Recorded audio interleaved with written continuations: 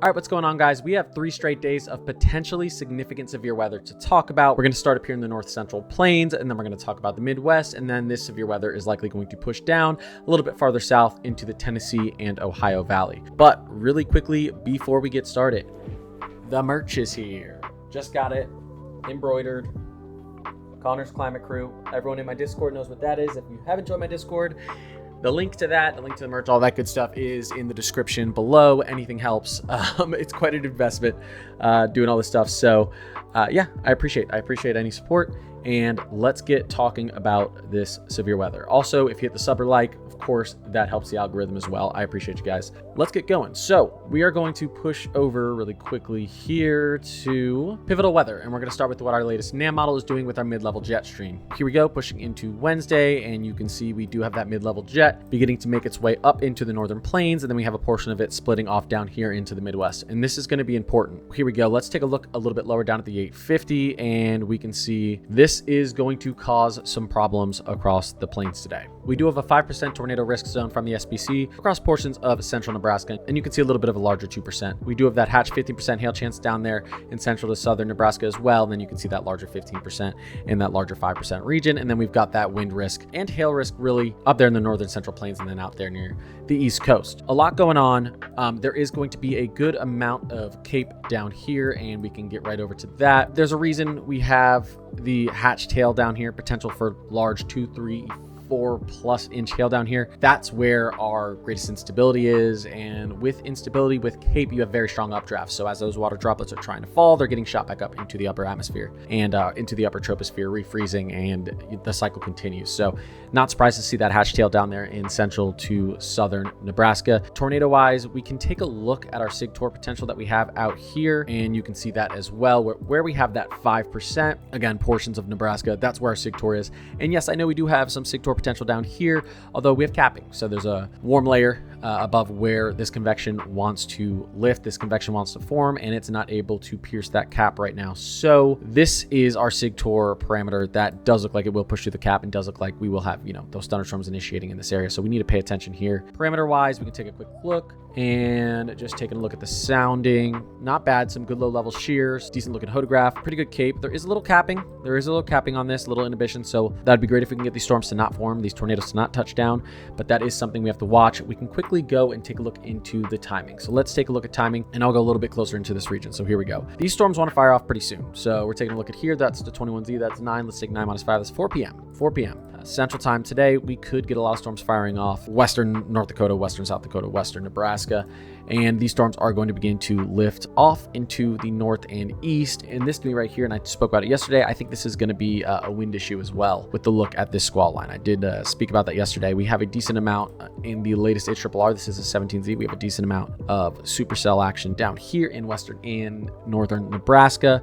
Again, this is going to be afternoon, or really late afternoon into the evening, and then this is going to push off east as we get into Thursday morning. Speaking of Thursday, here we go. Our storms, actually, let's push back. Let's go into our NAM 3K. So here we go. Our storms are beginning to push a little bit farther out east as we get into the afternoon hours of Thursday. And I will say this, the NAM 3K has been actually one of our more aggressive models, and we've seen a downtrend today. A lot of these other models actually weren't showing a ton of storms firing up down here from central Illinois up to the north. And if we do go back to, I believe it's last night's run of the NAM 3K, we had a lot, especially down here near the Chicago region, northern Indiana, southwestern Michigan. That is downtrended.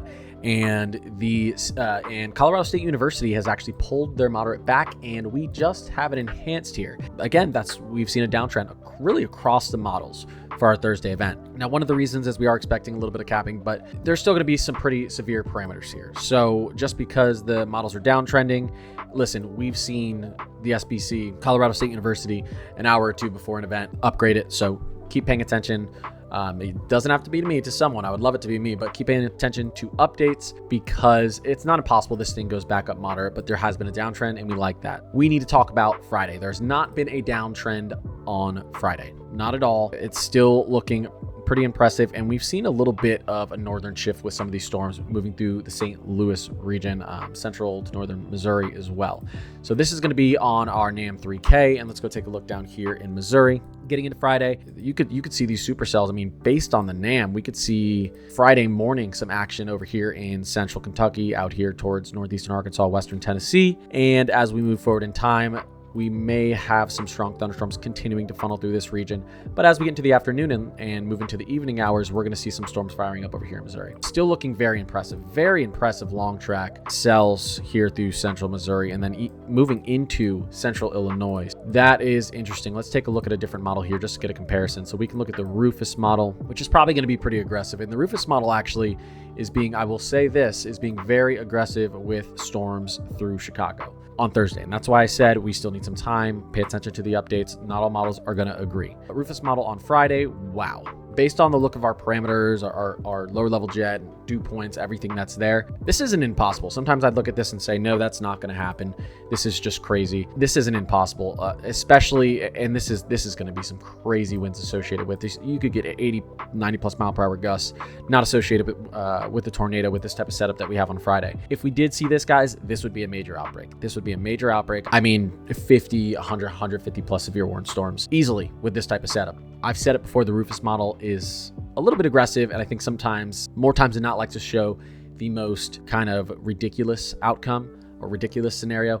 But again, the parameters are here. The setup is here. So it is somewhat believable we could get this type of setup where we have supercells stretching from, central Arkansas all the way up through to southern Ohio. It's not impossible. And what I actually do want to look at is I want to go back to our NAM 3K and I want to look at our instability here, just because we've seen some crazy instability out here. And this is what I'm talking about for Thursday as well. The instability is there, guys. If the storms do fire off in Illinois, Indiana, forget about that downgrade to an enhanced from Colorado State University. We could see something pretty significant on Thursday. And here we go. Yep, all that instability still down here through this region, and not much of a downtrend, not much of an uptrend, still looking like a moderate day. Most likely a high day is not off the table. But let's really quickly, before I finish up here, let's take a look at our 1 to 8 day overview. So categorical, this is what we got going on today. A little bit of a risk out here, again, like I said earlier, out here towards the east, but really stretching from central Illinois all the way down through the Carolinas and then up towards Maryland. It's a wind and hail threat, nothing major, but I would stay alert, especially out here near the coast. You can get a little bit more shear. So, I would just pay attention to that. And then, of course, we have this threat up here through the Dakotas and through Nebraska. Now, into our day 2, just to summarize that up, and I haven't spoke about this much, we do have this enhanced up here to the north. So we are still seeing that line of cells up here to the north. Models are still consistently showing that. So yes, central, really all of Wisconsin needs to be paying attention. I focused on, when I was talking about this earlier in the video, this region downtrending. This region up to the north in Wisconsin has remained pretty impressive. So if you're up there on Thursday, pay attention to the updates. Everything is kind of on the table for you. We can go to our 4 panel. We've got that tornado risk up there. We've got a 30% hatched hail outlook. Very large hail is possible, gorilla hail. And then we've also got that 30% wind risk. Everything's on the table. Wisconsin and potentially Western Michigan really need to pay attention on that Thursday. And then moving into day 3, this is what we got. I'm glad that we've seen this expand. Taking a look at this, it really does remind me of how that Rufus model was setting up with that band of storms through this region like this. I do think we're probably going to go enhanced as we go into day 2 tomorrow, but we'll wait, I'm not sure, but I do think we probably will go enhanced. It's even possible to get a moderate. Weather is constantly changing. It's extremely variable. We're just going to have to wait and see. If this is your first time in here, I do post every single day and I live stream every single night. So if you want to ask any questions later, I will be live streaming. You can hop in. I typically try to live stream around 9 p.m. Sometimes I'm a little bit earlier. Sometimes I'm a little bit later. I try to answer everyone's questions in there and we'll go over the latest updates. Of course, SBC, CSU, all these models are updating every day. I mean, we're talking like every 30 minutes, something else is updating with our outlook or with our forecast for this severe weather. So I appreciate you guys being in here. I appreciate you guys watching this video. Subscribe if you like this type of content. Don't forget to hit that like button. It does help me out a lot. And like I said, the merch is out down below. I'll see you in the next video.